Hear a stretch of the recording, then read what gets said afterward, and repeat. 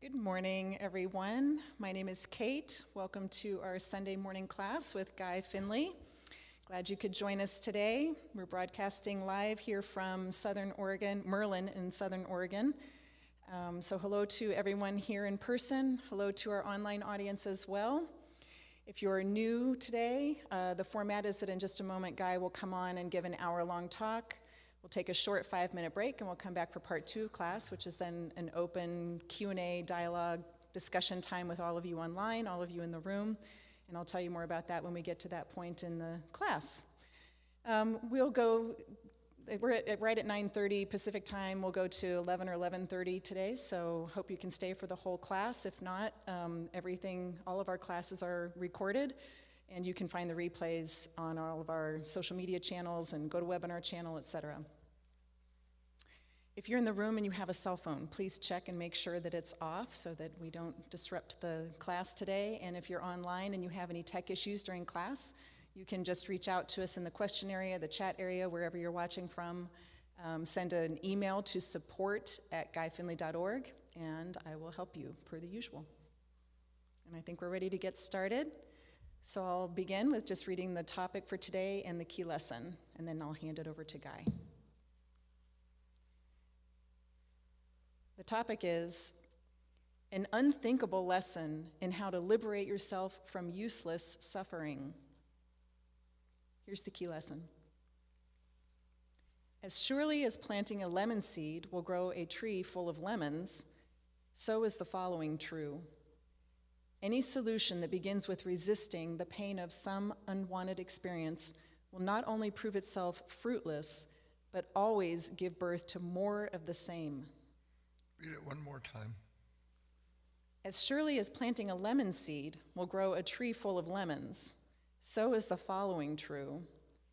Any solution that begins with resisting the pain of some unwanted experience will not only prove itself fruitless, but always give birth to more of the same.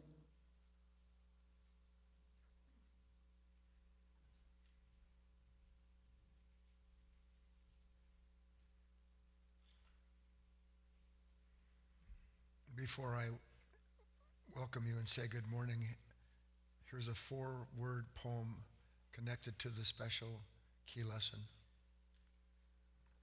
Fruitless because I'm clueless. Fruitless because I'm clueless. How many of you think you're planting an apple seed and then wind up with your face all puckered up over something sour? Good morning.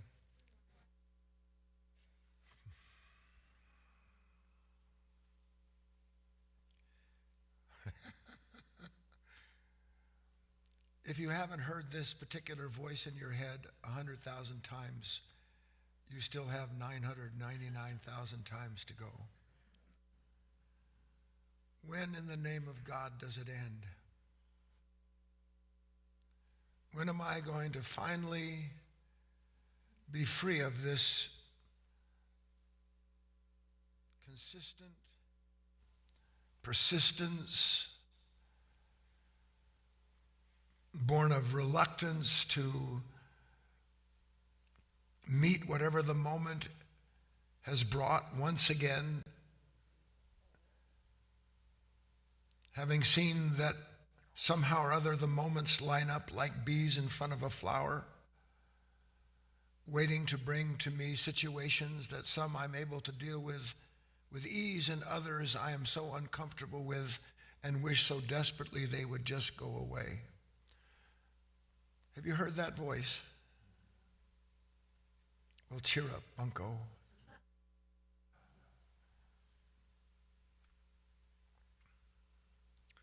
I have a single intention for what we're going to study today.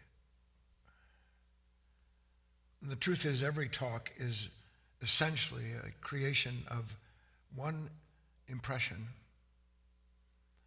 But because they are new impressions, they bring with them a host of new associations.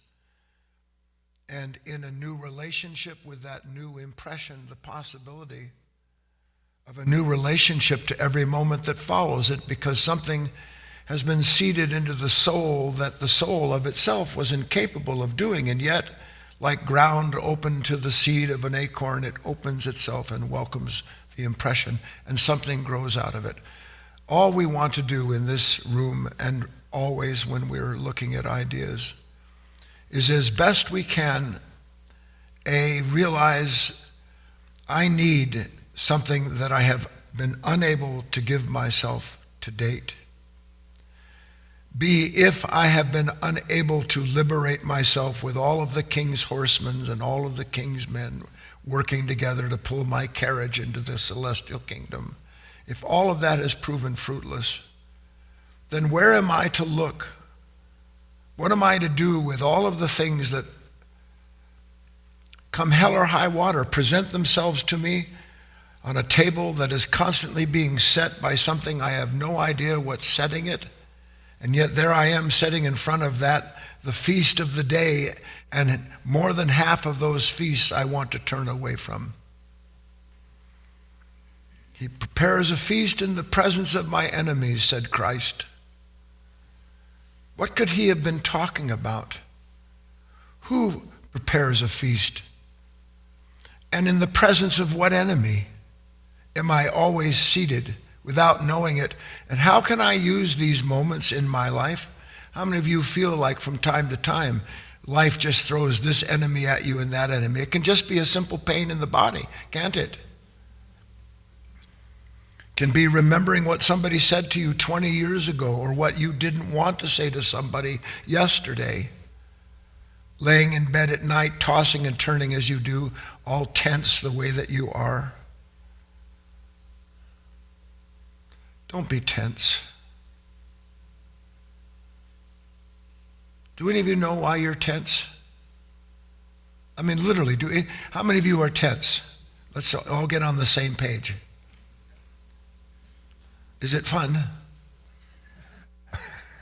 Do you think to yourselves, boy, I hope today is full of more tension? You think that to yourself? Huh? But every day is, isn't it? So I have really, it's just one idea that we're going to look at, but we're going to look at it from a bunch of different angles. Have a special writing. We have an exercise we're going to do together to look at something so we can learn together something, prove to ourselves something that we don't see is true now. And if we accomplish all of that in the next 45 minutes, it'll be a miracle. You ready? So imagine for a moment, point of view, you're looking down and you're in the royal jeweler's shop. The royal jeweler, oh boy. The royal jeweler does one thing. And what is the one thing the royal jeweler, boy, I'm sorry I started this way. What is the one thing the royal jeweler does? He makes jewels for whom? Okay, you're sharp, I can tell. So we're sitting there, we're kind of a fly on the wall, when all of a sudden the jeweler looks over his workbench where he's got all these different emeralds and rubies and sapphires laid out on the bench, all in various stages of preparation. And he reaches over and he picks up one of these big, beautiful emeralds. And as he picks up the big, beautiful emerald, now you can't hear it, but the other jewels can, including the diamond that's nearly perfected for the royal ring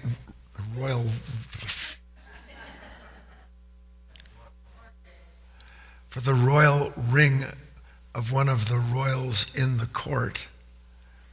And as the emerald's lifted up, everybody can hear the emerald going, no, no, no, no more, not again. When will this be over at last? When? And as it's crying out in the jeweler's hand, the jeweler can't hear it.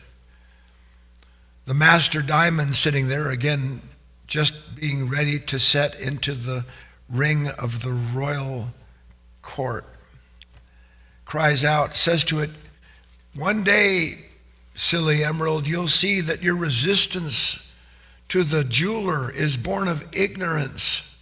To which the emerald, not happy with being corrected, said, "What are you talking about?" And the diamond said, "You should be grateful that the jeweler isn't done with you yet. He can see what you can't see. And what you can't see is that you still have edges that need to be smoothed out, polished before you can be set into the ring for the king."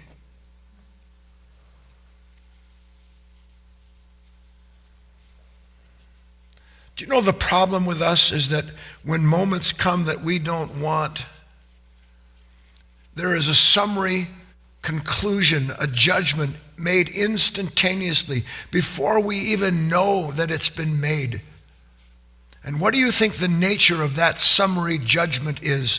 The moment that life brings along something that seems to take us from where we are into some unknown territory, where the task at hand is going to be some kind of correction to this consciousness. What is the summary? What's the nature of that summary judgment? Can any of you tell me the nature of that summary judgment? Somebody said it. Who was it? Resistance. There's no name to it. There's no name to that resistance. Because that resistance is the outcome of an intersection of active and passive forces between the hand of the jeweler and the jewel that's been picked up. And the hand of the jeweler picks up the jewel to polish it for the sake of something the jewel will never understand. It can't. Until at last, by the grace of that jeweler and that relationship, it sits set in the ring of something that is celestial and divine and timeless relative to its possibilities. Resistance. We're going to understand something about resistance. How many, some of you have been studying with me for 20, 30 years, maybe, I don't know how long. Isn't it extraordinary that after all of these years, the smallest thing, one thought, one tiny correction or suggestion by another human being can set you off just like that, can't it? And in that moment, isn't it true that the moment that resistance appears with it, not subsequently, but as a part of it, that which is telling you who and what and why it is that you feel the way you do. Isn't it there at the same moment? And I want you to understand it is not there at the same moment. It appears after that moment, but because you don't know how to wait for that to turn, how to wait for the moment to reveal what that resistance is actually doing, you never learn the lesson in the resistance. How many of you will at least admit or suspect that you have yet to learn the lesson in resistance? No liberation until you learn the lesson in resistance. End of story. Liberation is the culmination of the lesson in this consciousness that meets the moment with resistance and only knows one thing to do, and what is that? No. Yes? So how do you know when you've been disturbed? How do you know when you've been disturbed? This isn't a trick question. How many of you are disturbed already? How do I know when I'm disturbed? And isn't it extraordinary? I can be sitting at home watching a love story or a comedy on TV, and one character, one circumstance, one comment from somebody that you're with, and the next thing you know, you're transported out of the sleep dream of enjoying that deal into the displeasure of that person or that circumstance. How do you know it? I've been hinting at it. Because in that moment, I'm filled with a certain pressure, a certain pain, born of some form of resistance to that moment. Yes or no? And when there is that summary, sudden resistance, is there not, I'm just bringing you in, an instantaneous, now listen carefully, this is an important understanding. The resistance to something acting on you is a reaction that is born of what is acting and what is being acted on. That's the first reaction. We've talked about this before. This first reaction does not have a name because it is a creation of an unnamed moment, you can't name what the moment, name the part of the river that you're watching. You can't name what has acted on you. It's obviously unknown. It's coming from what is timeless to reconcile timeless forces that are embodied in what that moment is acting on. So here is something that is timeless and that has no name, and it is acting on something that has come through time that in its amalgamation is equally nameless. It might have 1,000 million different characters and qualities, but that nature still is nameless. It doesn't have a name. Can you see that? So what happens when something that is nameless acts upon something that is equally nameless? What happens? Something is born that is nameless. Yes or no? You have to see it before I can go on. Now for us, what is created in that moment isn't new at all, is it? What's present for us in that moment when this life comes and acts on me, when I summary filled with resistance, can I be filled with resistance without a perceived threat? Can I? Can there be a perceived threat without something from my past coming forward into time, meeting what time has brought and saying, no, I don't want this because it threatens my past, who and what I think I am? So this moment comes, and the next thing I know, all I'm certain of is what my mind has named that second reaction as being. The second reaction is to what the mind names the first reaction. That's the second reaction. Got it? This isn't intellectual. I'm describing it that way, but it's not meant to be intellectually. You should be able to see it. You don't go out and name the beautiful day, do you? No, you participate in it. Because the participation is with the advent of beauty that has flowered out of the relationship between what is active and what is passive. Why do you name the moment that isn't beautiful?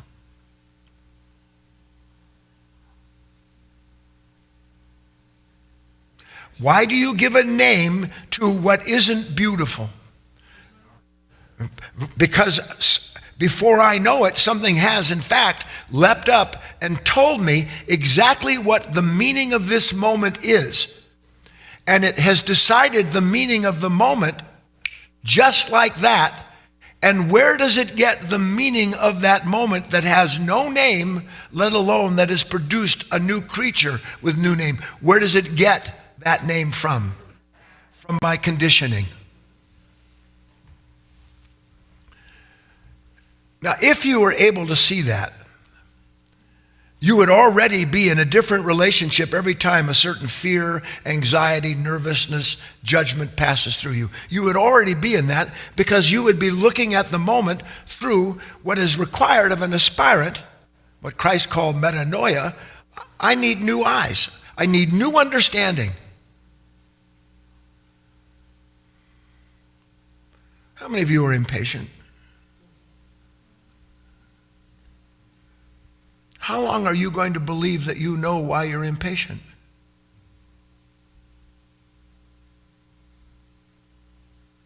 How many of you are tense?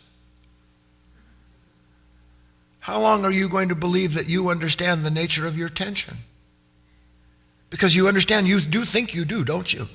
I'm tense because of this, that, and the other, my family, my money, my health. I'm tense. I can't help being tense. Listen to this. It's just practical to be tense. That's what you think. Who tells you it's practical to punish yourself by identifying with a mind that instantaneously tells you why you're tense and what you have to do about it? How long do you stay in that circle? Can that resistance, regardless the name it gives to the cause of itself, ever release you from the consciousness that produces it? Can it? Need new understanding. To have new understanding, I need new eyes. Can't have new understanding until I can see the moment through new eyes. And until I see the moment through new eyes, it's impossible for me to have a new action in that moment. Because my action is always the subsequent follow through of what the reaction to the moment tells me I have to do to be released from it. So there's never a new action. There's lots of new dreams, new magic that I'm going to save myself from. But the new dreams, the new magic, the new plans are the byproduct of an unconscious old nature that simply hides itself through the sensation developed by the promise of what it gives you. Please, yes or no? What is this new action going to be? This is important. You see, the new action is always a negation, not an affirmation. This is where the big stumbling block is in your spiritual work. Because you see, affirmation, confirmation for me is always me coming up with, in quotes, me coming up with something that's going to free me. So I'm affirmed by what I've confirmed as the source of the suffering. And once I've confirmed the source of the suffering, then I've got my plan and I can get on with the next set of sensations promising to bring me the pleasure they do. So when we speak of this idea that the new action is a negation of something, what we're alluding to is that the way in which finally this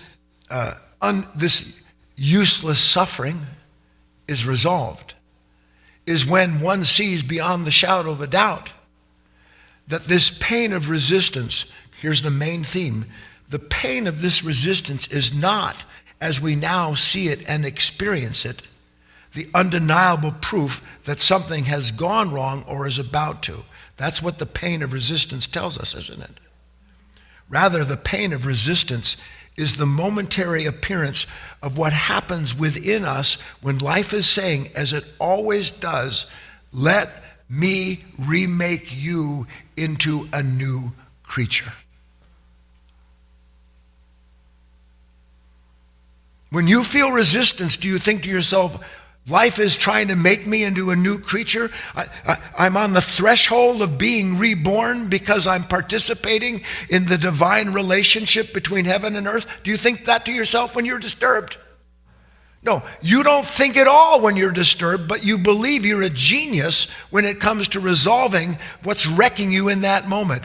I'm telling you that resistance is the undeniable proof, and we're going to look at it together, that as not as I see it, oh no, oh God, this moment it's coming, oh God, this moment is left.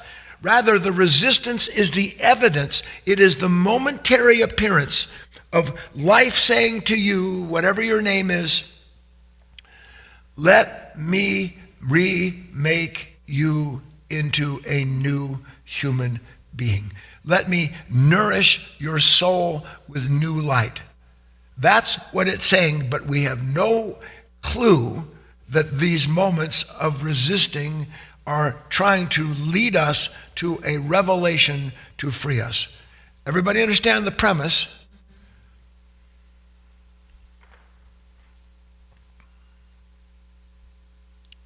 How would I ever get to such a place where literally the summary cause of all the actions I take is born out of one form or another of resistance?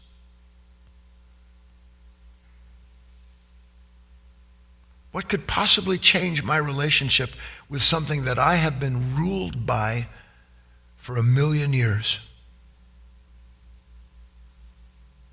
Because that's what you're looking at, if you're looking at it at all. I am the instrument of an instantaneous resistance to anything that runs counter to what I believe is right, true, and good for me and everyone else. And every action, every thought, everything I do, all of my relationships are predicated on what appears in the moment of that resistance that points to what it points to as the problem and how to resolve that to get to the peace I think that resistance took from me. Resistance does not take from your peace. Resistance sets the stage for a peace that passes understanding when you finally recognize the nature, the true nature of resistance. You see what we're verging on here, I hope. So the first thing we have to do is what? I have to prove I don't have to, but you need to see for yourself. I have to prove to myself that resistance, what I call resistance, is part of the process of creation itself. I have to see, not just think through it, manipulate. I have to see, let's see, resistance is part of the process of creation itself. Is that true? Because if resistance is part of creation itself, and creation is always being made new by the hand of the divine, then that means somehow resistance is directly related to the rebirth and the constant reincarnation of nature and its perfection. Resistance is a partner in rebirth. Oh, wait a minute, how can resistance be a partner in rebirth? The only thing that's reborn in me when resistance is there is my certainty that the moment shouldn't be the way it is. Isn't that true? Well, what if what I'm saying to you is true? Let's look at it. We've talked about this before, so I'm going to gloss over it, so to speak. How does anything brought into the circulation of nature? How is anything created in nature? Something, this light in one form or another, energy in one form or another, acts on, which is very interesting, I think, acts on a form of itself. A plant, a tree, you and I, we are congealed light. We are light. That's what a blade of grass is. A blade of grass is a beam of light turned into something solid so that it can interact with the planet and serve all that it does. So light acts on light. But the light that acts on the light that it's acting on is the jewel, isn't it? It's not quite right, not quite finished. No creation is finished. No creation is finished. And it's a paradox because the whole of creation is done. But it's not finished. And how do I know the blade of grass isn't finished? How do I know that? Come on. Because it's growing. And not only is it growing, but one day it'll be eaten by Tammy or Tata, or something will eat it, and then it'll become a little thing on the ground that nourishes the next blade of grass. Is it done when it's become a little poop? No, it hasn't. No, what's going to happen to it? It's not done. It's going to break down. It's going to feed something in the soil going, I love this. And what's that soil going to do when it takes it in? It's going to feed the seed of the grass that is still being created. Please, can you see it with me? So when that sunlight acts on that bit of light that's congealed, does that little bit of light go, I love this sunlight? Or does it say to itself, in a manner of speaking, I'm kind of happy where I am. I like being this blade of grass. My color is beautiful. I have no pain at the moment. Or by its nature, because it's passive to what's acting on it, it has to resist it, doesn't it? And in the resistance to what is acting upon it, something that is neither the resistance or the thing that is acting is created. And what's created? The next molecule, the next advent of its development, the perfection of the purpose of that blade of grass is brought about by these two forces acting on each other. Please, yes? So that means that resistance, the first thing that it feels, is in fact part of it being released from who and what it's been. Do you see it? But when I feel resistance, it's not being released from who and what I've been. It's the proof that who and what I think I am shouldn't be disturbed. Can anybody see the contradiction? I don't want to go too fast. Am I going too fast?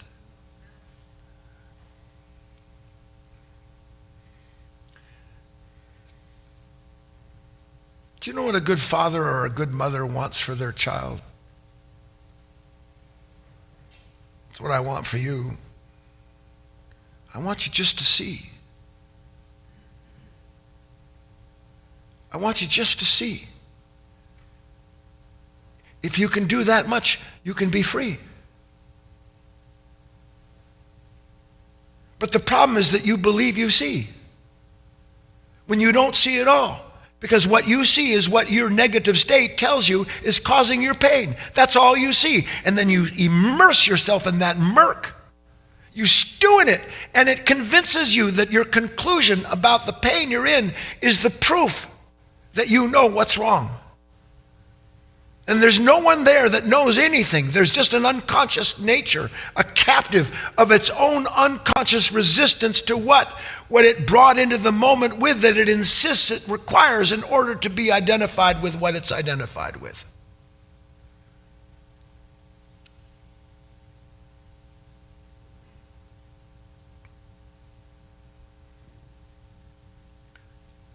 If I'm going to be changed, you put the words on it that you want. If I'm ever going to know anything about the nature of rebirth, if I'm ever going to fulfill the destiny of this nascent soul, just like a blade of grass fulfills its nature, but the blade of grass doesn't have to make any choices at all, does it? Blade of grass is just part of nature's great recycle, great circulation, where nothing is created or destroyed, only transformed. We live as human beings in this body, as animals on this planet, participating in this great circulation. We live as part of a closed system where energy cannot be created or destroyed, only transformed. And if it can only be transformed, that means there's no escaping the forms that are involved in that circulation. They are locked in. But by the grace of God, there exists something in a human being that can be acted on by something outside of that system. And in acting on something outside of that system, it can bring what is in that system, prepared to see what it does, the possibility of exploring and escaping the content of its time body and time world. We're going to do some work together to prove this to ourselves. Are you ready? Got to get going. I've already spent too much time. Bring up our quiz. We have a class quiz. Oh yeah, you're gonna love this. Question number 1. Participate if you will, if anybody's left out there. Does resistance to any condition exist without what is being resisted? Does resistance to any condition exist without what is being resisted? Now you're saying no, but that's not how you respond in reality, is it? Because I believe that the condition that is being resisted came into the moment to irritate me, not as part of my experience, but something bothering me. Resistance to condition. Does it, when the tree falls in the wood and no one's there, does it make a sound? We know that Buddha was talking about mutual dependency, that you can't have sound without ears. You can't have resistance without a nature that summarily pushes away anything that challenges its identity. So the answer to question number 1 is what? Does resistance to conditions exist without what is being resisted? What is being resisted, does it exist without me that doesn't want it? Is the answer what? Nice and loud. Question number 2. Can there be something to resist without a nature that sees it as a threat? So ostensibly, in my mind's eye, I think that what is threatening me is other than myself. But we're looking, can there be something that I resist without a nature in me that sees it as something to be resisted? Yes or no, out loud? No, that's 2 no's. Bring up the next question. Can this resistance do anything do anything to change a nature that can't change its own negative reaction to an unwanted moment? Do you understand the question? Can this resistance change the part of my nature that only knows how to resist something when it comes? Yes or no? So we've got, how many no's do we have? You're not just playing a game, are you? This isn't like some quiz show on TV. We're looking at the nature of resistance and seeing what it is and what it can and can't do, are we not? Yes or no? Bring up the next point, please. So if the last 3 answers, which are all no, reveals how useless it is to resist our experience of a painful moment, then it brings us to this last question. You ready? Roll it. What good is any solution we may be offered to release us from our suffering if it begins with resistance? Does not everything you think about what to do with them, this and that, does it not begin with resistance? That's what the key lesson was about. Plant a lemon seed, get a lemon tree, where you get more lemons than you bargained for. When you resist a moment that you don't want, you get more sour moments than you could possibly hope for, because you have believed and imagined that what you have seen as the way to release yourself will eventually do it. But when you imagine what will release you from resistance, what are you really doing other than creating the next thing that you are identified with and attached to that will turn out to be the seed of what? The next resistance. What good is, I'm asking you now, don't take that down until I ask for it, please. Okay. What good is any solution we may be offered, that's what the mind does, isn't it? To release us from our suffering, which is the suffering born of what? Resistance. So how can the suffering born of resistance release me from my resistance? Are we 100% sure? Well, I should end then. Well, look what we've done. At least intellectually, we changed for a split second the way we look at resistance. Because right now, we never look at resistance. Resistance tells us what to look at. Watchful, not willful. Exploring, not explaining.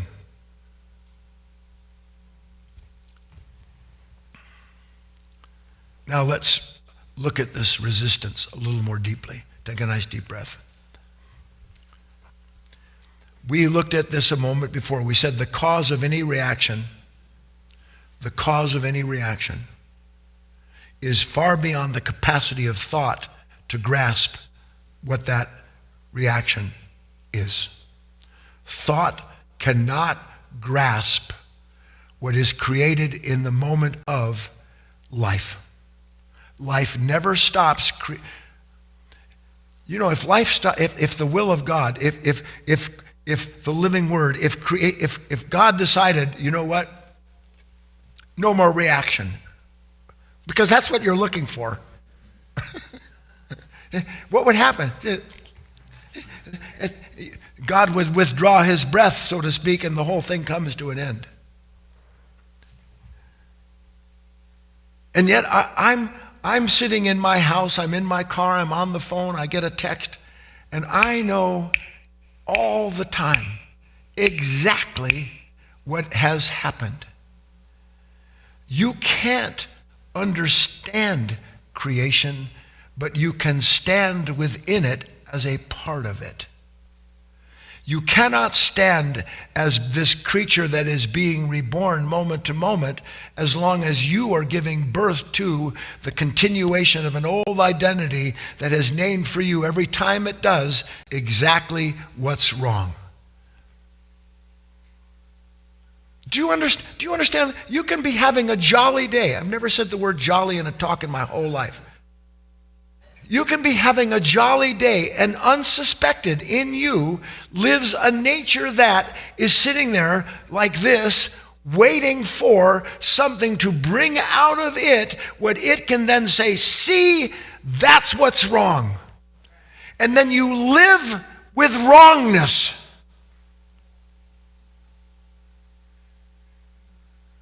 You literally live with a parasite, unseen, a creature that exists to devour your possibilities by ceaselessly pointing to you what it does. And what does that resistance never stop pointing to?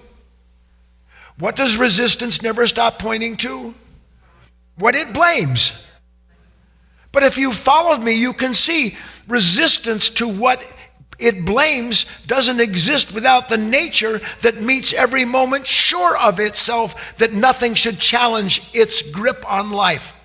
That nature is dead. Christ said, let the dead bury the dead. It will never know life.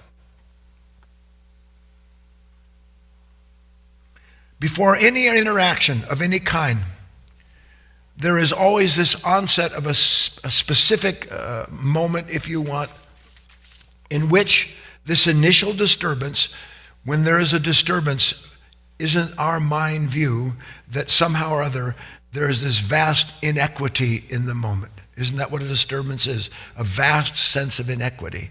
And that inequity is born out of our mind, in our mind, as being, here's this force, it's not for me. Here's this person, they're against me. Here's this problem from the past, it's still looming. Here's this fear that's on its way, it's right there.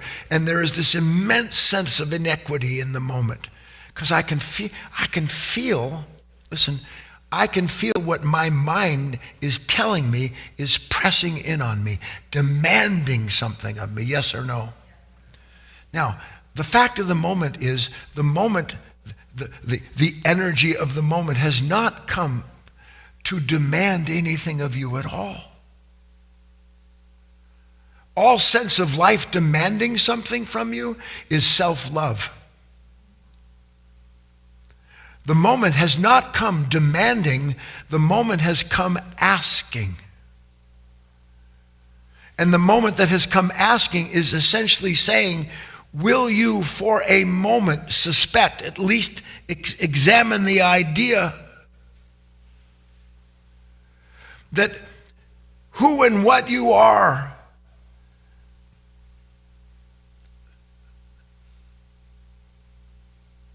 just as is true of the blade of grass at any point in its development, needs finishing, needs polishing.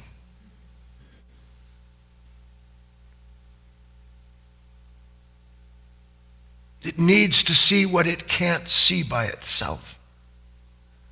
Don't throw it away. That nature needs to see what it can't see by itself. By myself, I can't see how greedy or angry or anxious or impatient I am. By myself, I can't see that. I'm judged all the time. Myself judges me in the moments where that which I always thought was good turns out to be not so good. For instance, lots of times you think that your quick wit, your sharp tongue, all that business about yourself that can just get right on it, you think that's the greatest thing in the world until one day you crush somebody and then you realize, well, maybe that wasn't so good at all, my sarcasm. Maybe this wasn't so good, how quick I am to show people what's wrong with them. I think that's the best part of me. Then one day I say, sweet God, that's not the best part of me. That's a part of me that owns me, that I didn't know owns me. And it appears whenever something challenges whatever it is that I believe I am. And then suddenly comes this resistance. And the resistance is always in some form of cruelty, denial. Yes or no. I can't see that about myself.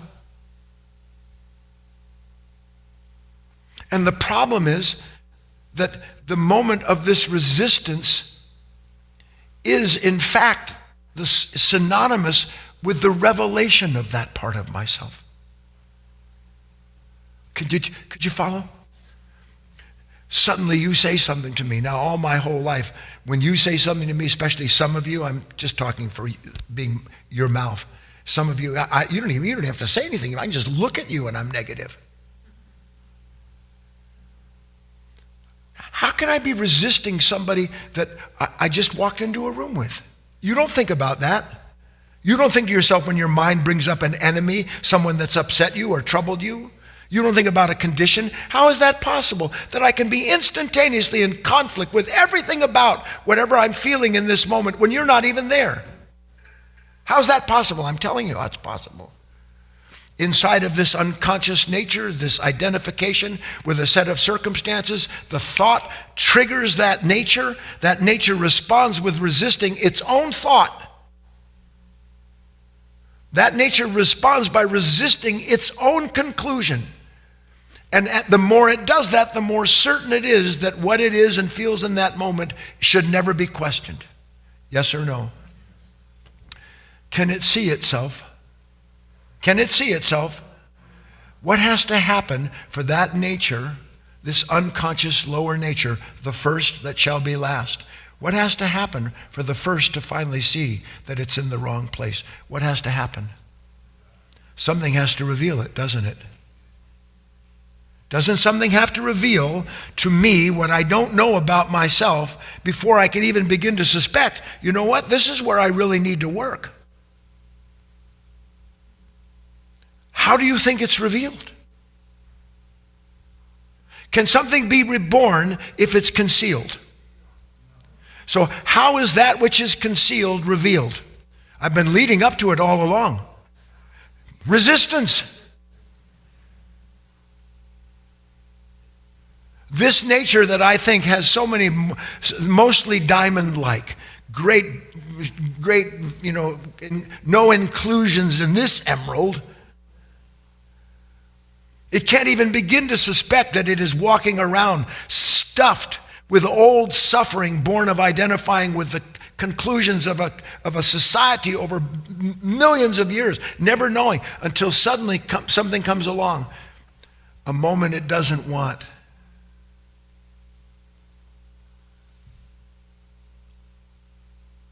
I try so hard for you. How can there be a moment I don't want? Has the moment ever happened before? Has any moment, any new moment, has it ever happened before? But I don't want it. And you know why I don't want it? Because it's not a new moment to me. And you know why it's not a new moment to me? Who can tell me why it's not a new moment to me? Because it's met by the old man. It's met by the old woman. Human beings so concerned with their beauty and their luster. Inwardly, they're corrupt.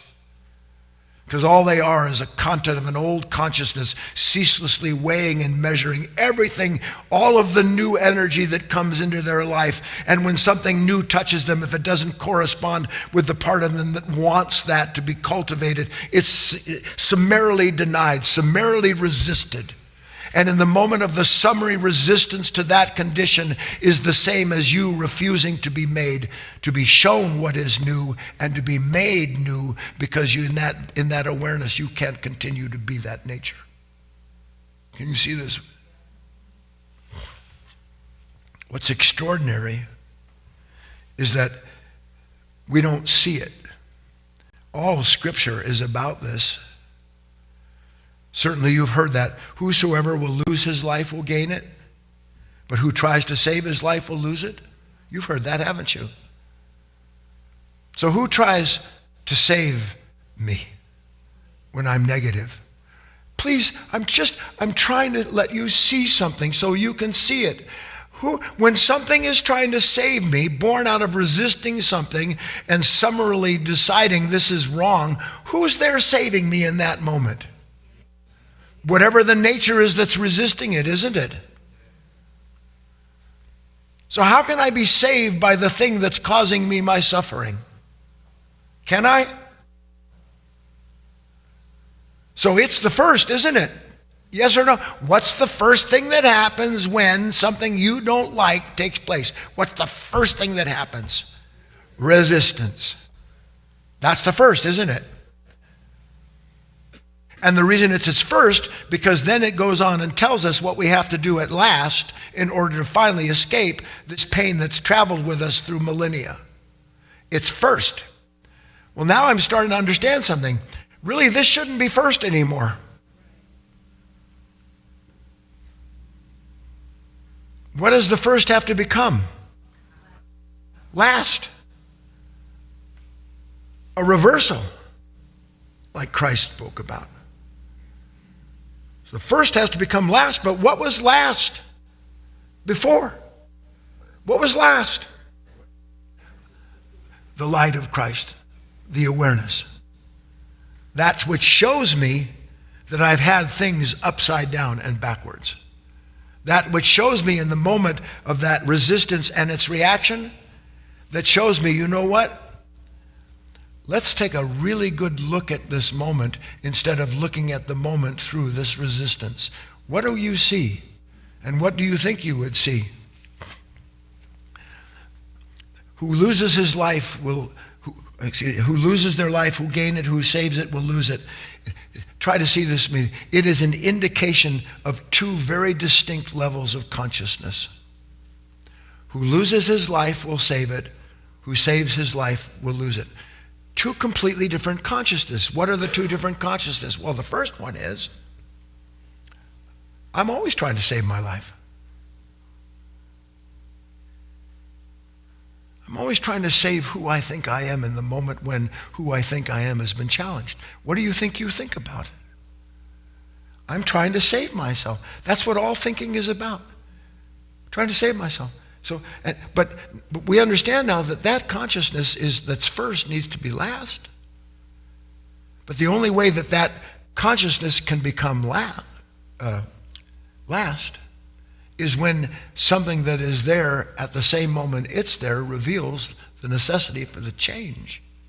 So the two orders of consciousness is, listen, one can see the necessity of surrendering its life for the sake of something good, and the other has no interest at all in sacrificing anything.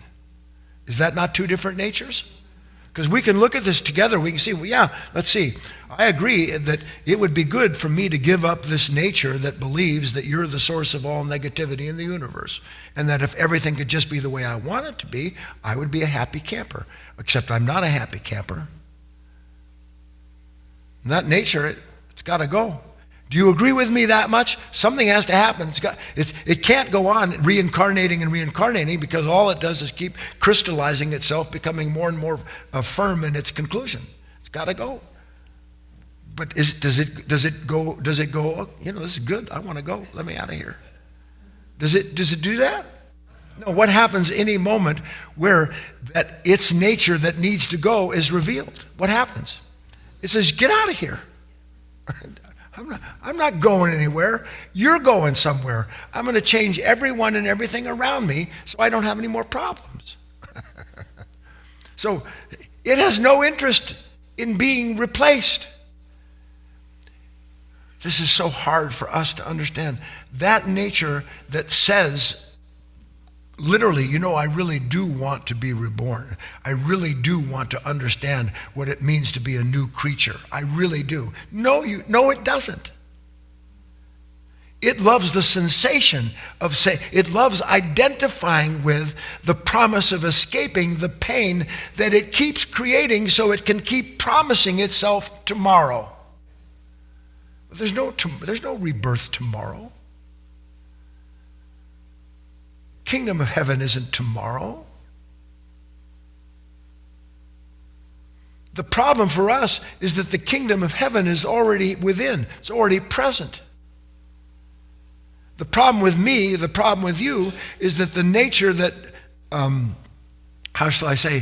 nature that keeps trying to, that's exactly it, that keeps running into conditions that challenge its idea of heaven, then turn to the resistance it feels to rebuild the heaven it thinks it lost.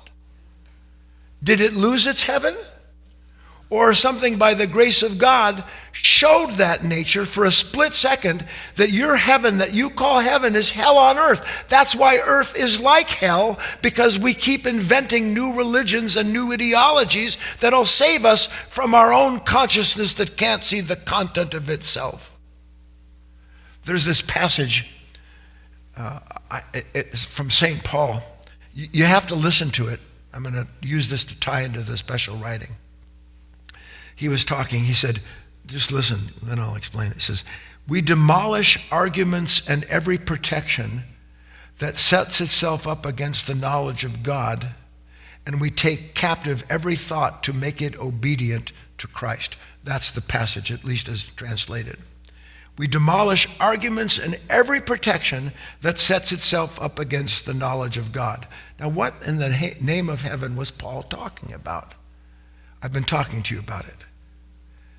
How do I demolish these arguments and these protections that appear in the form of resistance every time something comes along and challenges my reality? How do I demolish that argument and that sense of, doesn't your resistance seem to protect you, doesn't it? Yeah. How do I demolish? First of all, why would I even want to demolish my argument that you're the problem? Are you interested in demolishing any argument that you have that the problem with life is other people? No, I want that confirmed. That's what I think about. Do you want demolished the way in which you summarily feel protected when an unwanted moment comes by calling on the ideology or whatever it is that you believe will save you? Do you want that protection dissolved? Do you? No, I don't want that. And he's saying, well, we have to demolish all of these arguments and every protection that does what? That sets itself up against the knowledge of God. What is the knowledge of God? Do you think it's some idea that you're going to stow away here? That's what you suffer from now. People hate each other because of their knowledge of God. That's not the knowledge of God. That's the love of self hidden in what it calls the knowledge of God. What is the knowledge of God? The knowledge of God is that which reveals the Trinity as it is being revealed. It reveals that you're not apart from the Trinity as it is unfolding. That's the knowledge of God. It is the light of that awareness, even as in Scripture. I am the light of this world. I've talked to you. Aramaic means I am that which reveals to humanity the content of its consciousness. Anything that sets its up against the knowledge of God is that for or against me. Anything that sets itself up against the knowledge of this light of this Trinity, is that for or against me? Yes, sir. It's against me. But here I am, and what is resistance doing? Resistance is delivering an argument and a protection to the revelation of a consciousness that has to become last. Are you still tracking with me? He says, and we take captive every thought to make it obedient to Christ. Now, what do you think that means? You're going to sit there with like a butterfly net, and you're already a Looney Tune running, and I got that thought, I got that. You think I'm going to capture these thoughts? Do you think that's what it means? No. We take captive every thought to make it obedient to Christ. How do I make every thought obedient to Christ? By bringing every thought into the light of which is there before it, so that I can see what it is telling me to obey and what I have to obey accordingly. And then there's not a question of, oh, I have to obey. There's an instantaneous understanding. I need to surrender this nature. I need to give this resistance up, because it is the stumbling block between myself and the end of this useless suffering. That's what has to happen if I want to be changed at all. Still with me, everybody? Last few minutes. Let's bring up the special writing, please. This is a summary.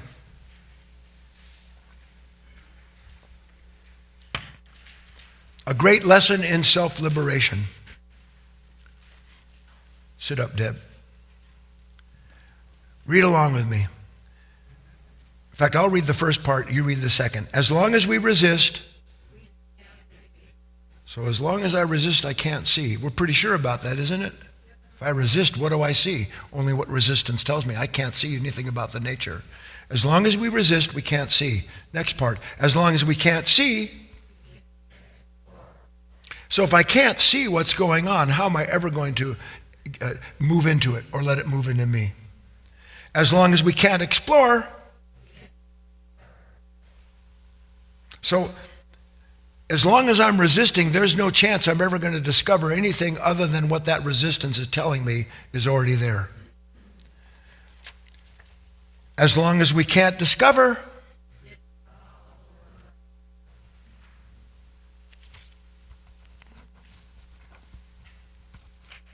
so in order to learn something new, I'm going to have to explore with new eyes that reveal what they do, which is there is in fact something new that I'm not seeing in this moment.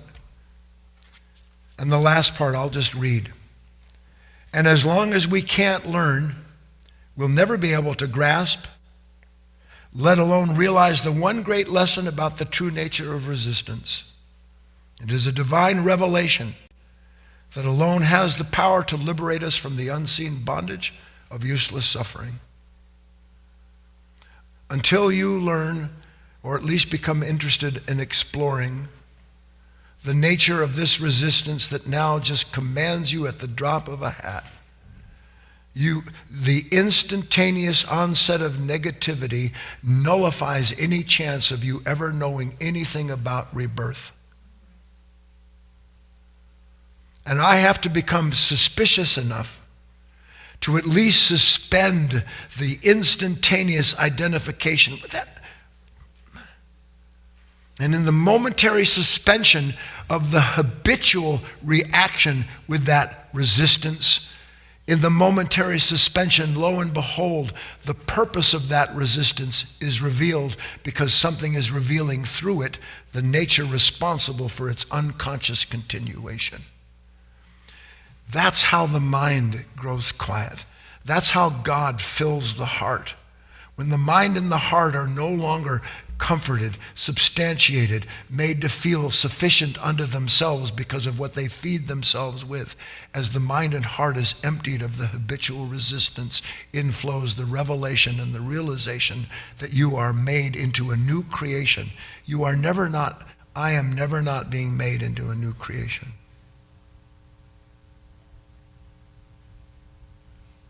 If you want to participate in that rebirth, you're going to have to take your place where that rebirth is occurring. And it cannot occur where resistance rules, can it? So we're not saying what to do, are we? We're not laying out a set of stages and steps to follow. We're saying the more clearly I can see how instantaneous this resistance is, the sooner I will no longer want to be a participant in the way it plays itself out. That's negation. The end of one is the beginning of other. The end of one places one that has been first in the last place, and the last, which reveals the necessity for that change, takes first place. Let's take a break, come back and have our dialogue.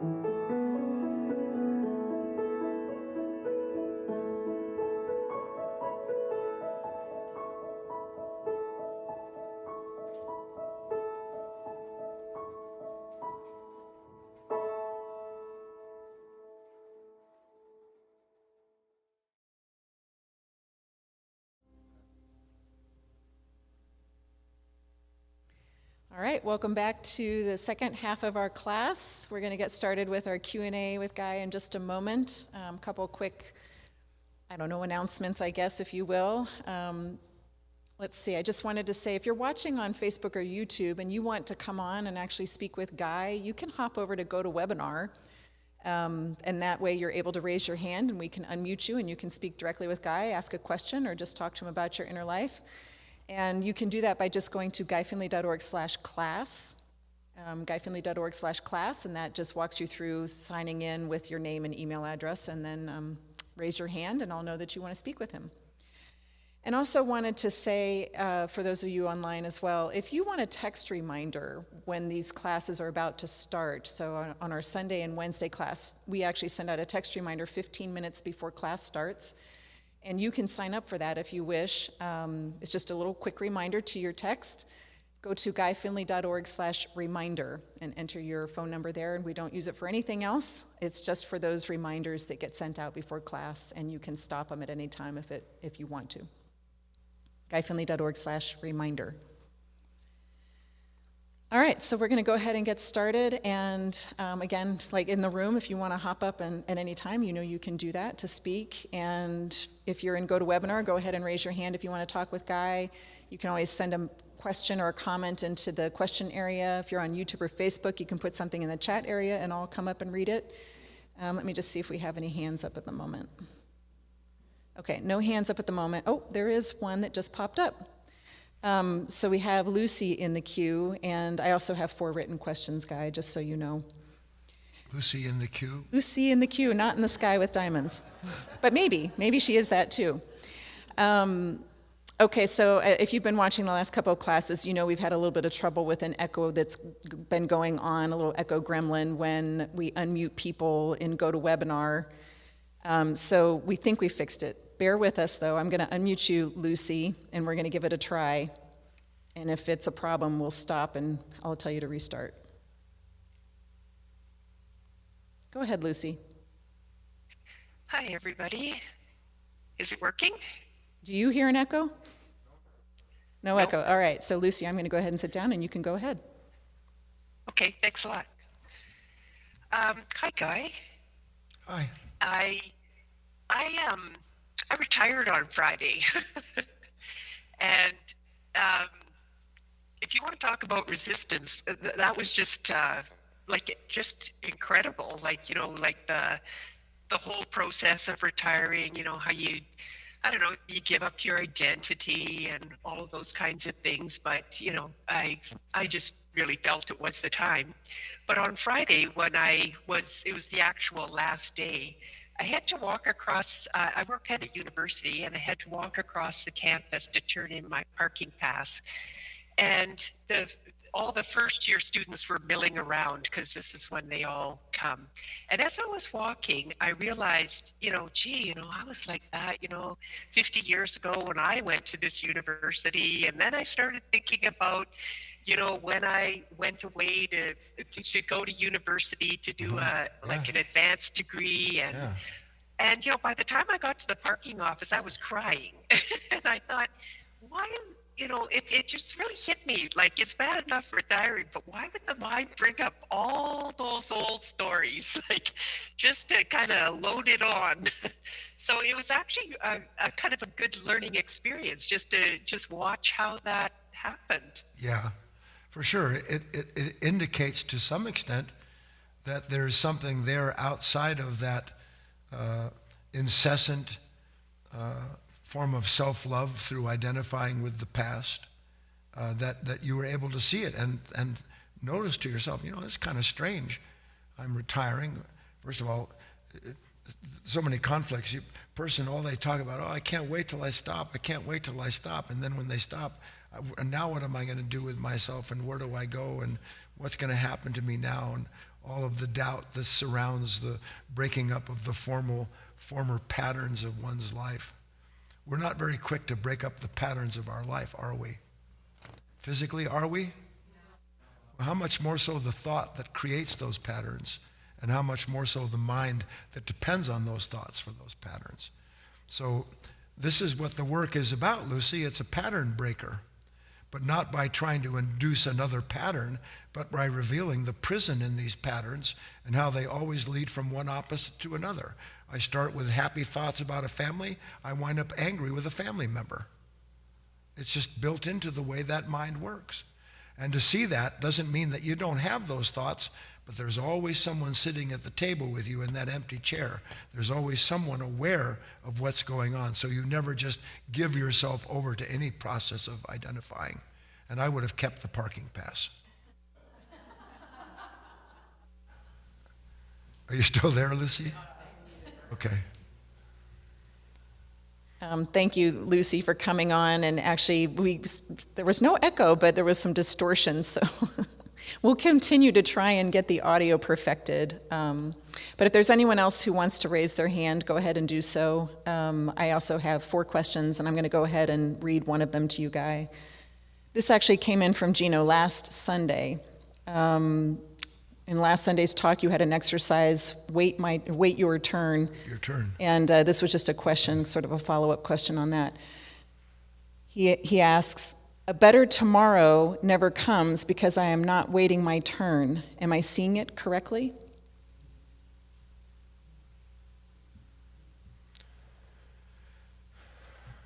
Not quite, Gino. But the important thing is you're trying to see it.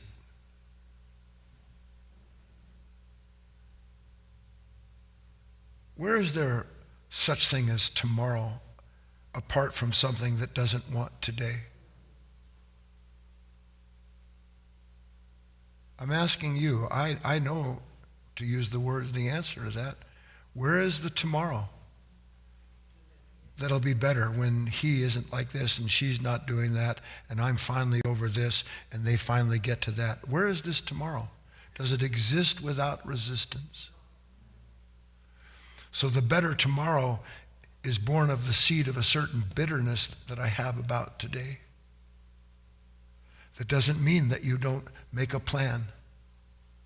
You can't not do it anyway. But it means you understand that the purpose of the plan is not to provide you with another identity. It is to do what is practical to see to the best outcome possible. It isn't obtaining a goal. It is understanding that I want to move in a certain direction because I want the education connected to that path that I'm on. It's a complete. This work is about completely reversing your relationship to this world.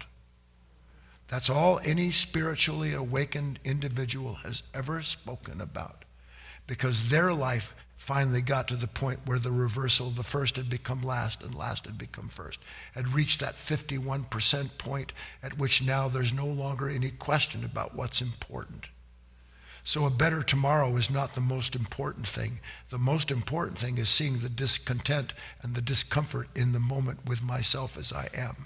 Then I use exploration instead of explaining what I have to do to escape myself.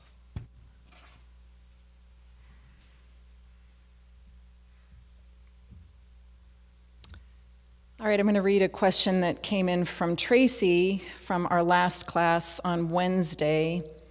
This is a little long, but it sets it up really nicely. I'm going to read the whole thing. Am I?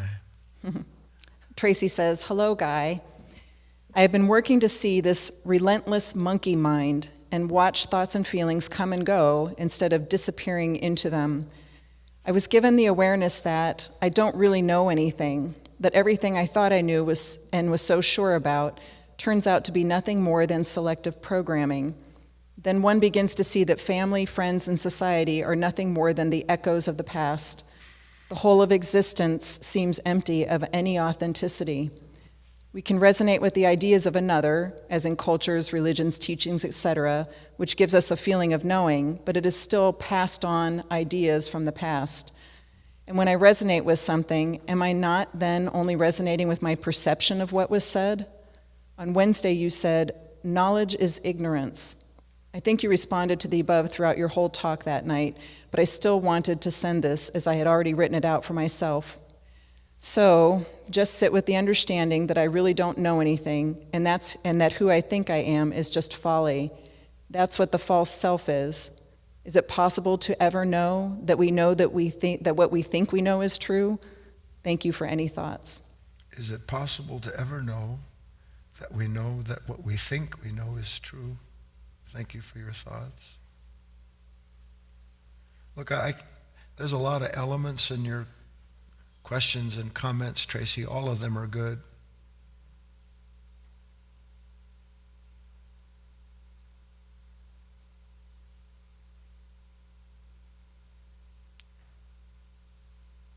I don't remember where it was or when it was or exactly how it came to pass. I think it's in one of the books.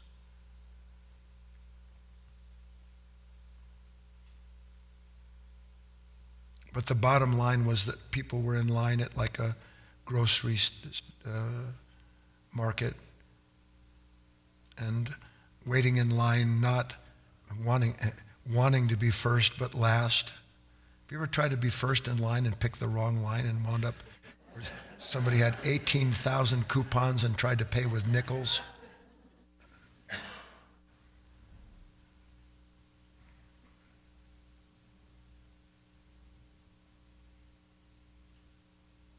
And your mind is filled with resistance. You think the resistance is to the condition, when the real resistance is to the fact that you believe you should be able to go first and through and get done and get out and get on to whatever the rest is that you think awaits you. Do you know that resistance promises rest, but is restlessness itself? Resistance promises rest, but it is restlessness itself. So there you are in line and you listen to the people muttering. How many of you are mutterers? Complaining. And you see the poor gal there not doing very well at the cashier station, slow, people commenting. Sometimes people are so cruel, the person can actually hear what they're saying. And then you get up there, and because you know it, you know that person's suffering. How do you know when someone else is suffering? Something you see with your eyes, or is it through something that's called compassion? I know you're suffering because I've been suffering in line, and I can see your suffering. It's not separate. And you say to that person something like, it's okay, take your time. Don't rush, everything's all right. And then that person says, thank you, I really appreciate your kindness. I'm in training. I'm in training.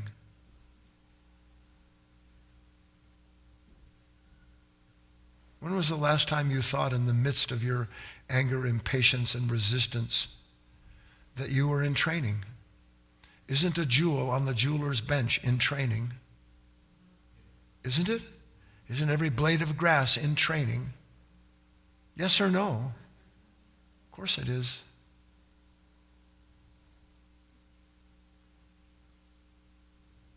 So what I'm getting at, Tracy, if you're online or if you listen to this, because you say, and I think it's important to point out, this relentless monkey mind, I thought, knows selective programming. Then one begins to see the family, friends, and society are nothing more than the echoes of the past. No, your resistance to them is the echo of the past. No living creature is an echo of the past. My wife, my daughter, the people that I have around me that I consider to be friends, to whatever extent that's true. These aren't echoes of the past. They are a way in which I am being brought into the present moment through a resonance that is not an echo. Because you use that word. The resonance is not an echo. The resonance between myself and my wife, between a beautiful day, the resonance is the revelation of a symmetry, the perfect capacity for infinite similarity. And it is the moment of that perfect capacity for perfect infinite similarity, that moment in which this is what life is. That's the circulation. So my brother, who irritates the bejeebies out of me, my sister, my mother, my father, the circumstances I'm in. The pain and resistance is the echo. The echo makes it feel like you're alive because you can hear a thought or a feeling talking to you. But the real life is in seeing. The real light of Christ is in seeing that it is this identification that is the echo. And as long as I'm living with echoes, I'll never know anything about the real purpose of that relationship, which is what? To reveal to me what is echoing from the past, to reveal to me what has come forward in time, so that I can finally be cleansed of it. That's really what it is. You know, all of the old language, you know, washed clean, you know, the baptism, all that business. What do you think that's about? Of course, it's about human beings becoming so completely identified with traditions and old pathways that they think unless that happens, I'm nothing, or I have to be, or I won't be. And all that's a load of junk. It's a way in which they take something beautiful and subtle, something inherent in the symmetry of one's relationship with God, and turn it into a little practice that you can do to make yourself feel good about yourself. Washed clean means that the water of truth, it floods over me and it shows me all of these obstacles, these snags, these parts of myself sitting in the flow of life. And as they're made evident, I can no longer support them. I can't participate in identifying with them anymore. And as I see the necessity for letting that go, lo and behold, I'm washed clean. And I'm washed clean because the water of that light, if you imagine a waterfall of light, that light has revealed everything that's in the way.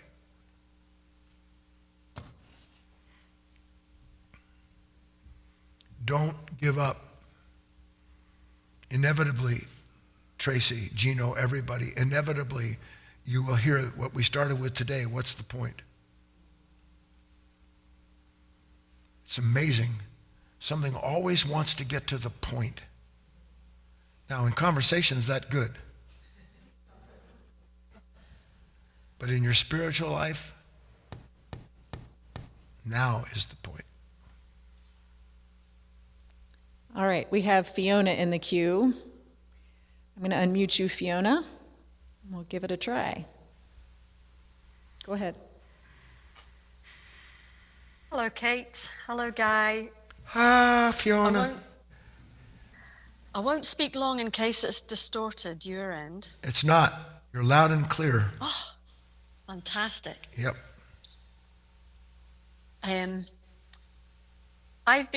This character of mine has a habit of working all the time.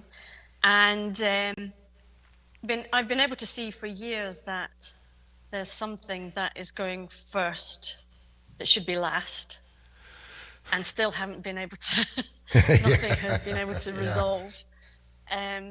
It's clear, it's so clear, but lately it's a case of really feeling something that just kind of settles and sits. It's nothing that you can actually make happen. I feel like I have to wait until it actually settles in me, and then Yes, wait then your there's turn. something that becomes clearer, and it's hard. It is hard.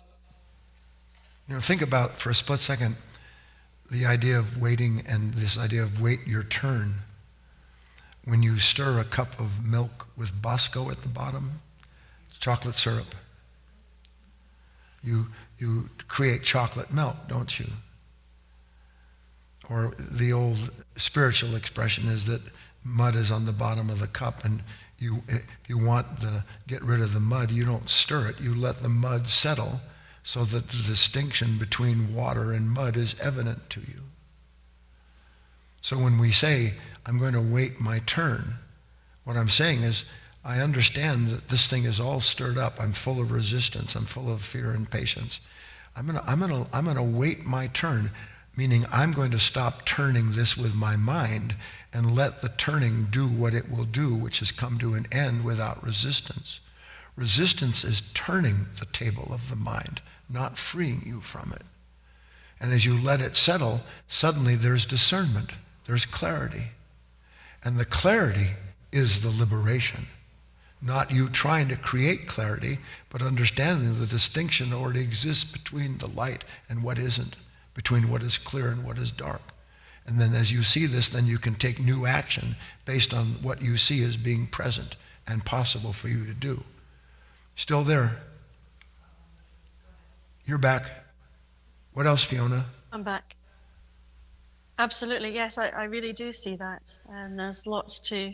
Yeah, it's just hard to zip the lip, isn't it? Yeah. And you can't possibly zip the lip until you put a baggie over the brain, until the mind gets quiet. What are you going to do? That's the pressure. The mind, gotta talk, gotta do. And not just to be someone who's quiet, because that's stupid too. If you resist your own resistance, you're dead. You have to learn to let the left hand must not know what the right hand is doing. That's out of Scripture. The unconscious nature must never know what you are doing in your work to be aware. Otherwise, it's going to usurp and take from you that activity. But if you will quietly work, which is what Christ said, go into the closet and pray in silence. If you'll work quietly, meaning you understand your intention, you don't have to speak it, you don't have to try to do anything with it. Just enter the moment with your new understanding. That new understanding will begin to reveal to you the old understanding that has asserted itself all along.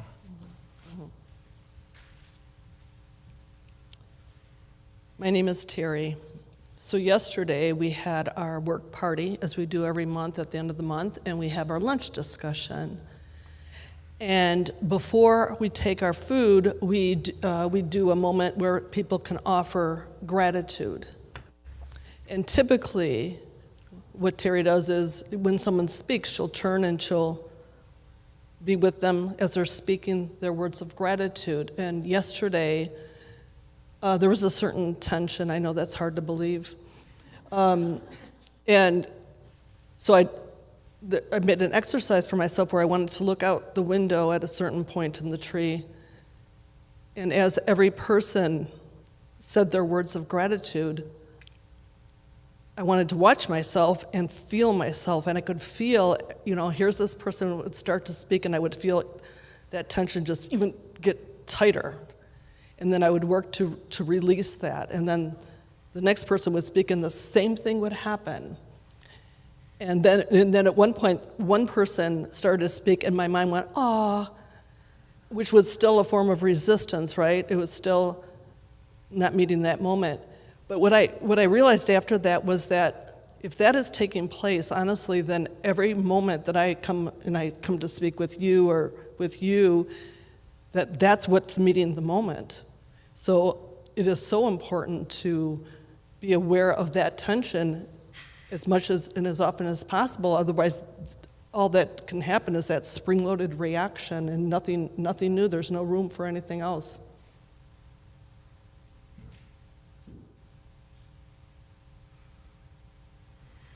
When do you think at last you'll stop judging yourself?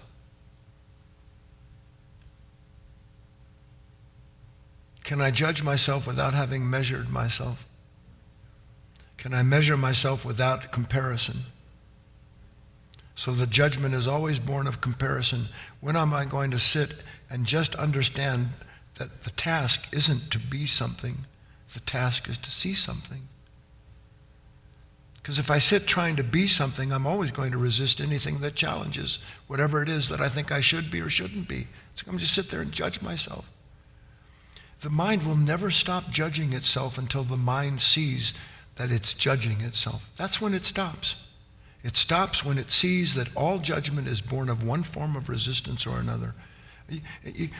Imagine trying to put together, I never was interested in Rubik cubes. I never personally understood the fascination sitting with a piece of plastic and moving around colored things. I get it. People want to prove they're a genius, or they just want to eat something or do something with their brain. I don't know what the thing is. The Rubik cube of this unconscious nature will never put itself together.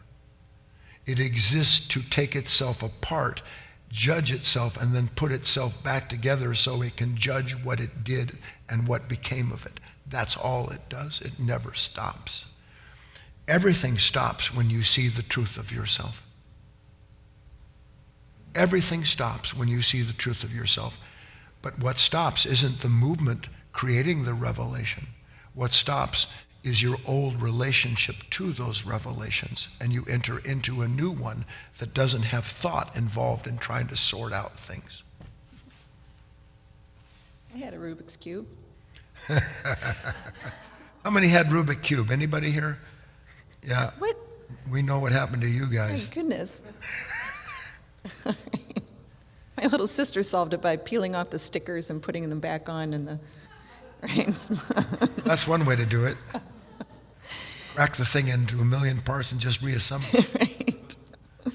All right. We have 2 more written questions. There's another one that was left over from Wednesday. This came in from Annette, and she simply asks, if one believes God's will be done on earth as it is in heaven, then when this world system is no longer, then we find true peace?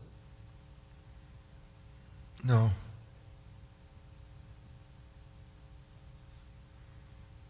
This is the essential problem, Annette. Who made this world system?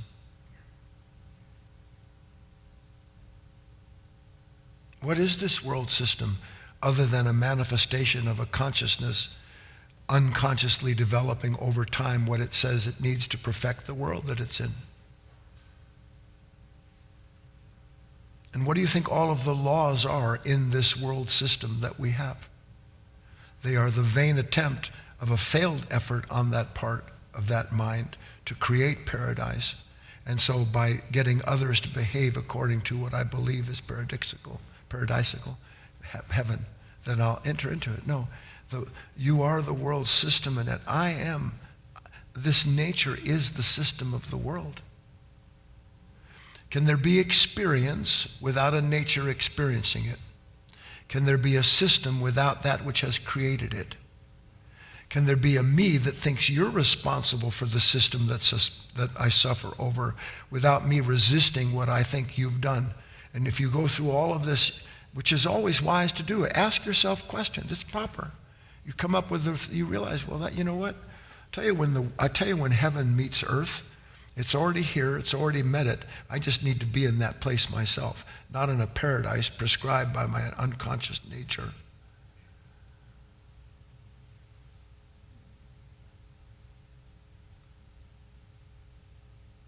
I'm just thinking for a moment.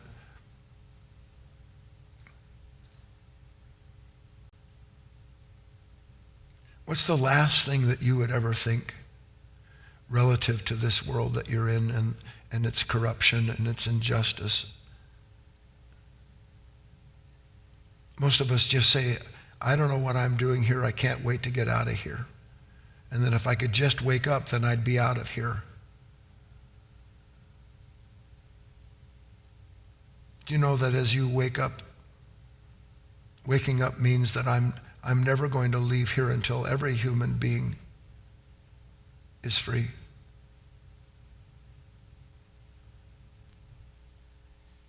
And why would that thought ever occur to a human being?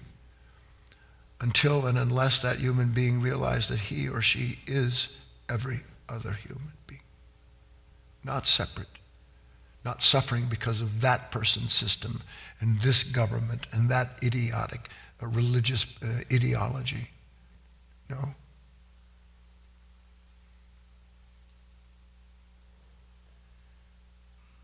That's what love is.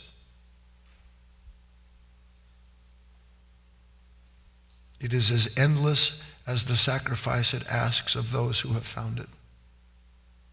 And it always gives those who have found it what they need to find in themselves that which is willing to go on and pay whatever that price may be.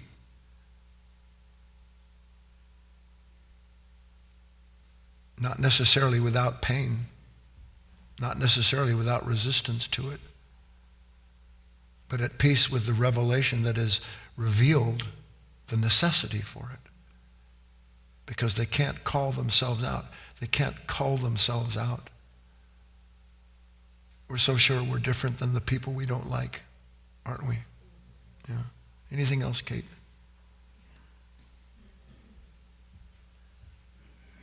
I have 2 more questions. Should we just do those and then give it over to the people in the room? Sounds good to me. These 2 questions both came in this morning. The first one's from Susanna. She asks, what should we say? I will not resist any discomfort, observe the resistance, and ask, what is this difficult situation showing me? Hi, Susanna.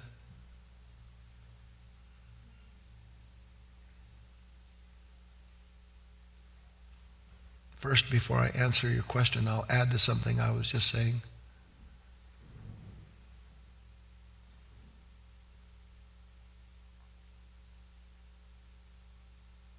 How does my mom and dad, when somehow, I don't know how, you come home and they have that look on their face and you know that you're in trouble. Do you remember that? Now, whenever that look came, I would always do this. Don't ask me why. I have no idea. It came from a past life. I guess it comforted me. I have no idea why, but when I do that, they knew the jig was up. And then they would, I don't think they really knew, but I think that they just tested a little bit, they find something out. And then I couldn't take the pressure. I'd cave. And that's, how did you know?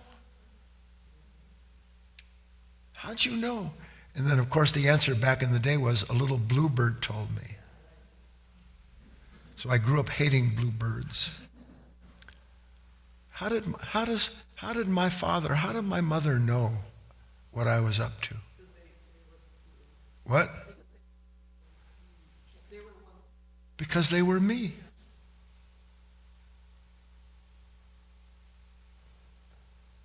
Now, they're in pain, they're suffering, their world is hell. Maybe trying to make heaven for their child, what they believe is heaven for their child. They don't know any better.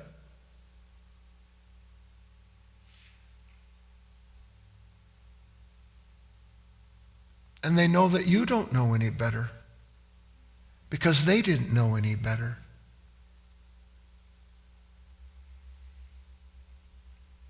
What if you understood that no one knows any better than what they are in that moment? What if you understood that you don't know any better than you do in the moment, and that the resistance proves that something is missing from your education? That would change the way you meet yourself. And Susanna, it would change the way in which you meet this world that you're in. If I say I'm not going to resist any discomfort, I'm resisting it. I don't need to resist when I walk into the sun and it's 105 degrees. I don't need to resist the sun. I'm drawn to the shade. So my awareness of the heat, my awareness of the pain, my awareness of my participation in this problem, that's all I need. That's the discontinuation. Not resistance to it, but the revelation of my actual relationship to it. And any other thought is mucking it up. But we're so reliant on thought to tell us what to do that it never dawns on us that no thought knows what to do, because any thought about the condition is the continuation of the condition being resisted, if you can see it. But you can live with this question, Susanna, and I know that you're working to do so. What is this? Have I been here before? I'm racing, I'm rushing, tense. Have I been tense before? Chrissy? No? Have I been tense before? No, I'm tense again. TA. OMG, TA. God, what do I just sit here and go, I don't want to be tense? Or do I bear consciously the nature that is producing the tension. The more aware I am of how tense I am, the more present I am to something producing it in me. And that awareness begins the end of that unconscious relationship. Where? How can you not know? Some of you are so tense. I think one day you're just going to pop. You're just going to go off. You will. You're doing everything to be, you're going to pop. How do I know? How can a person not know they're tense? Anybody? How can a person not know they're tense? Anybody? Because I'm so identified with what I think is causing it. I don't see the tension. I'm the justifier of it. I'm the perpetuator of the prison I'm in. Because I believe that not wanting to feel this way proves that I'm not in a prison. No, it's closing the cell in on you, the self on you. So Susanna, just stay with it. Work. Just stay with it.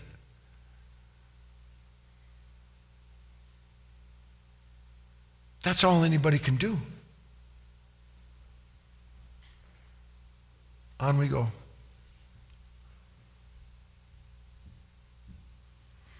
All right, last question from our online audience. This comes from Isabella. Hi, Isabella. She says, do you have any tips on how to empty/settle the mind? Even during my meditations, sometimes I have noticed the subtlety of thoughts popping up and running in circles. I'm constantly having to pull back. Help.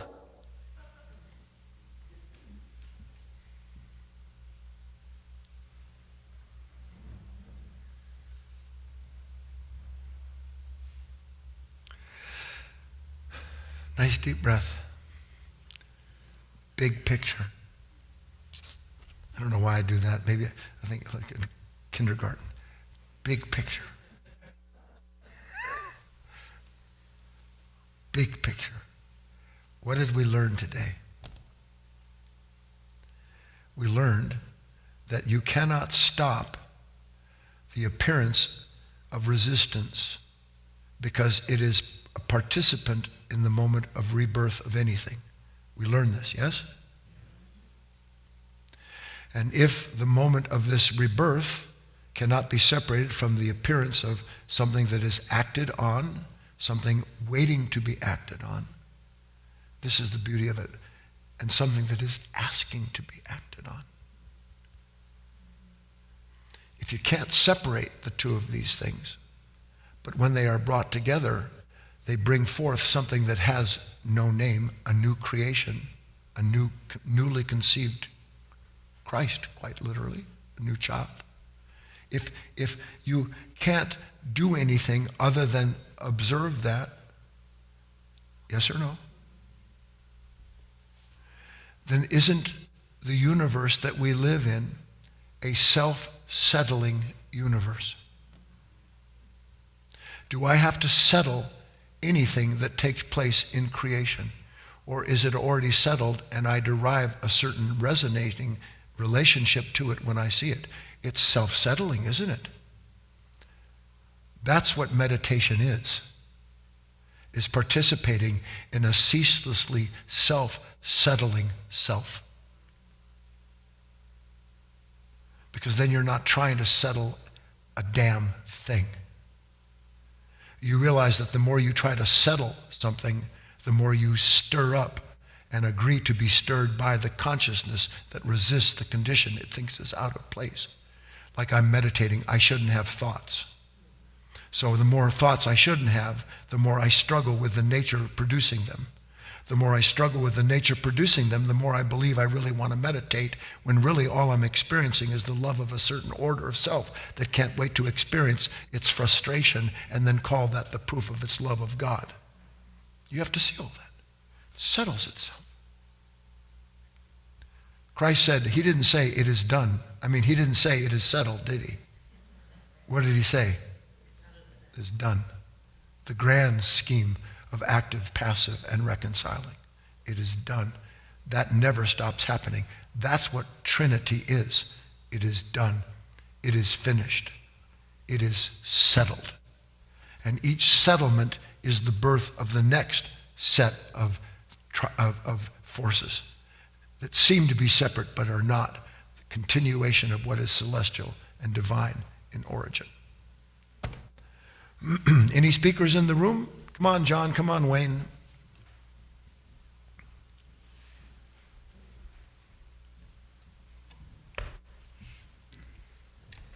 Good morning, everyone. My name's Wayne. I just really appreciated this class today.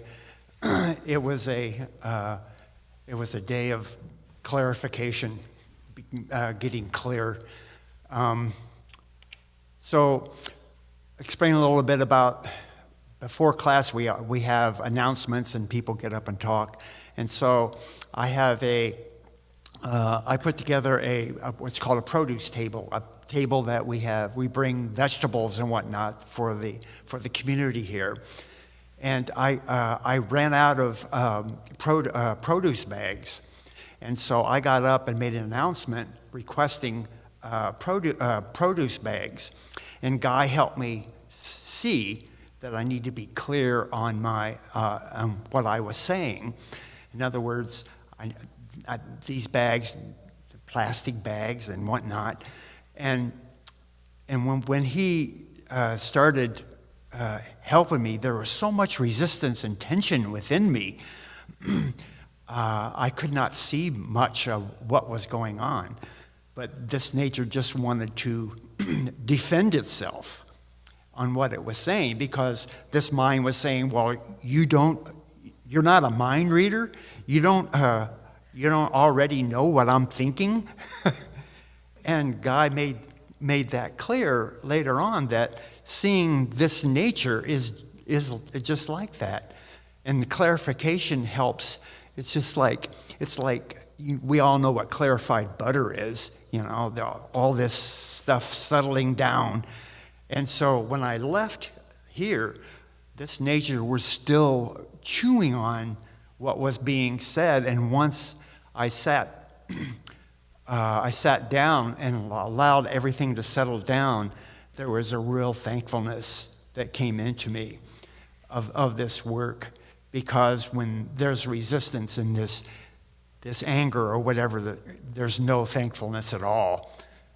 And so I'm very thankful and grateful for this class, because it allows me to get up here and to be clarified and be more clear, to really work on myself. So thank you.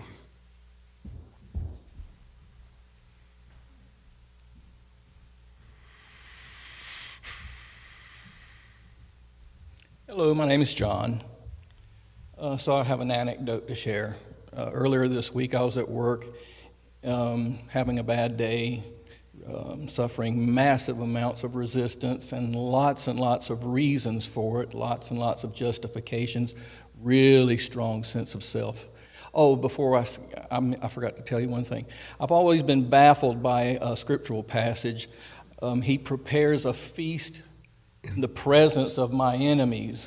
I've always gone like, what the heck does that mean? So anyway, at one point in the morning, John's enemy was literally standing in front of him, showing him yet another mistake he made, and it was on the paperwork.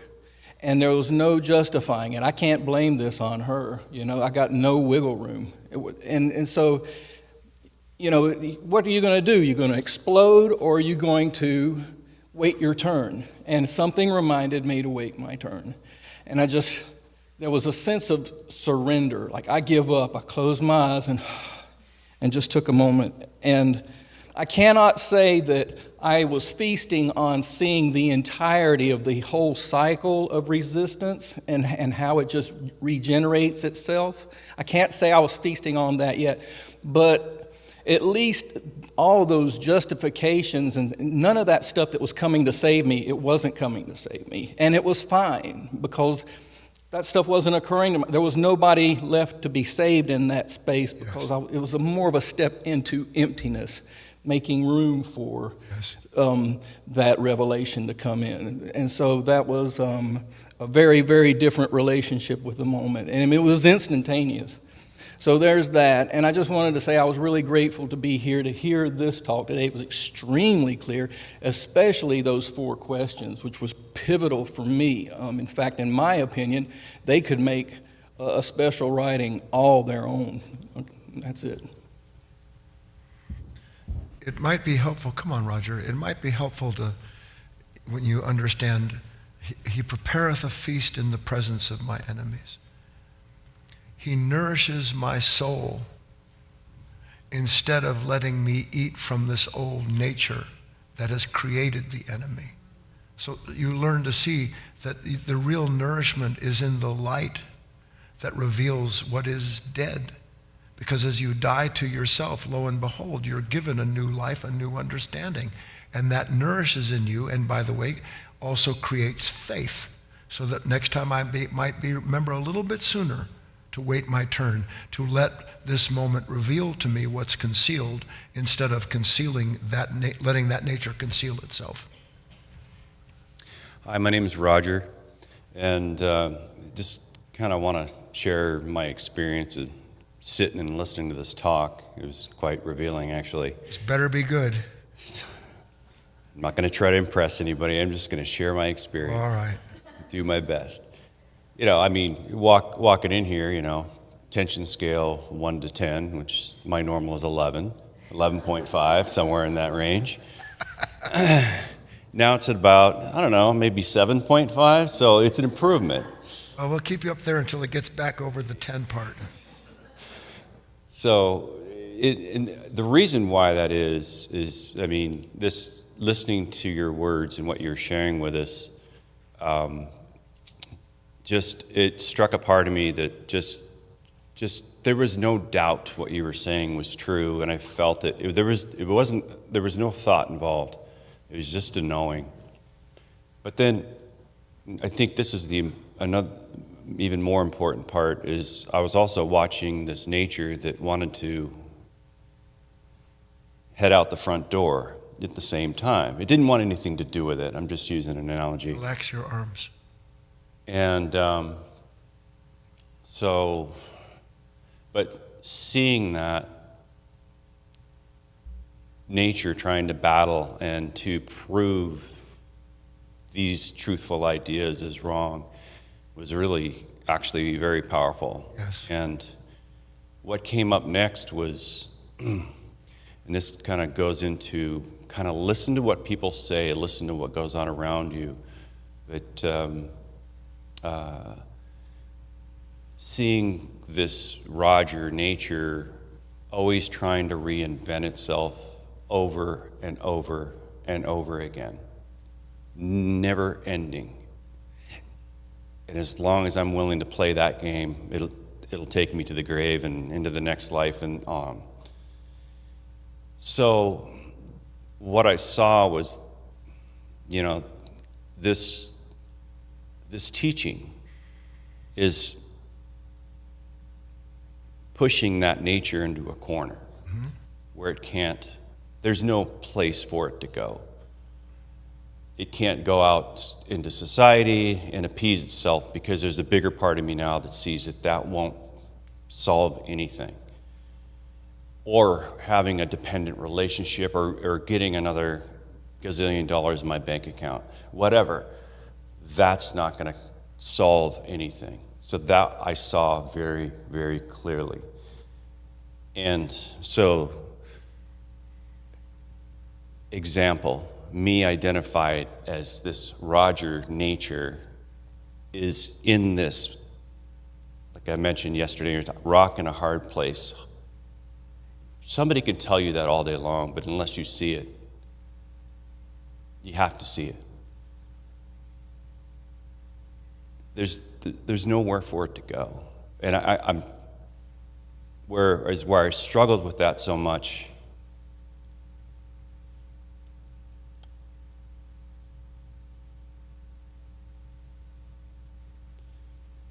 Give me a second.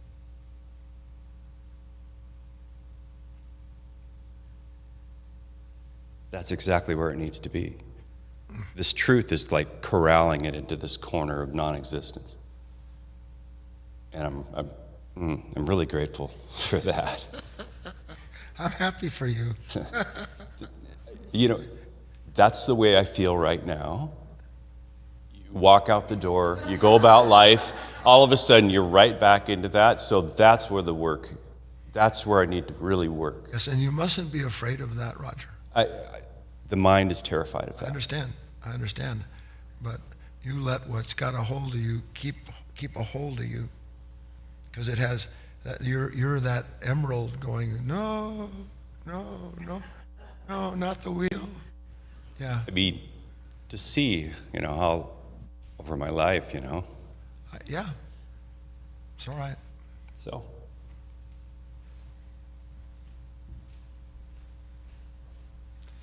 It is indeed a crucible. It is indeed a crucible. You know what a crucible is? I need to get one of those so I can display it. This stone thing with a pestle and mortar.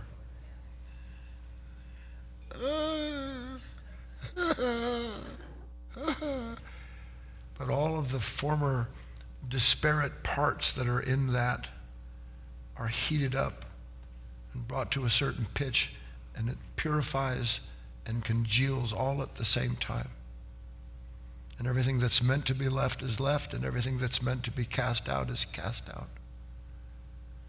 Your agreement is all that's required. But agreement means, as I always say, stay in the oven, keep the seatbelt fastened, zip the lip, and go about your business.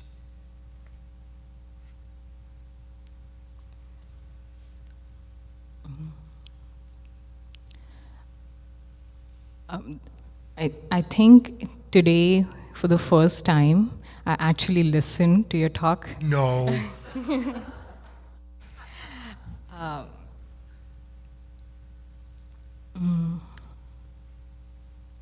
And was able to be in the awareness for more than a moment today for the first time, and I'm really excited about that.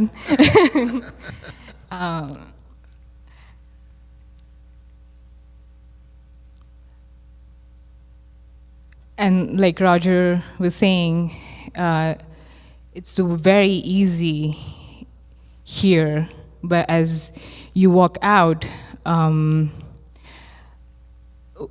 have seen that when I'm able to be aware, the response that comes is very unexpected, and it's not Namita, so I have no reference where it's coming from and how it wants to act, and I get into trouble a lot.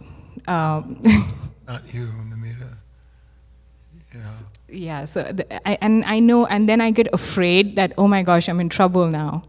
So I should probably just, I don't know where to go from there, just be quiet. That's impossible. Do the best you can. It's always the same thing. In training. Say, I'm in training.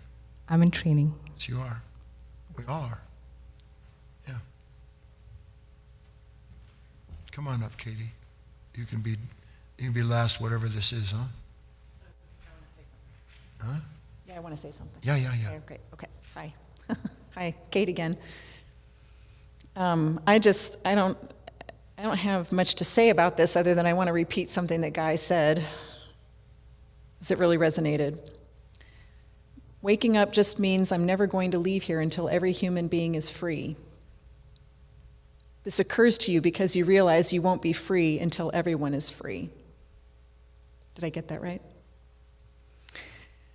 And I think what was interesting about those two sentences when he said it was when I heard the first part, I sort of had this Braveheart response, of like Braveheart going to the rescue of all his people. Waking up just means I'm never going to leave here until every human being is free.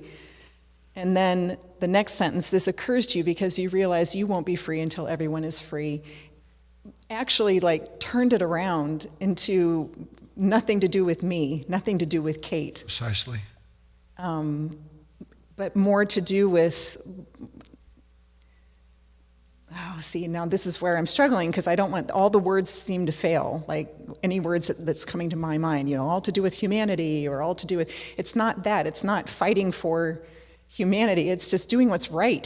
That's correct. I don't know how else to put it, but I like that.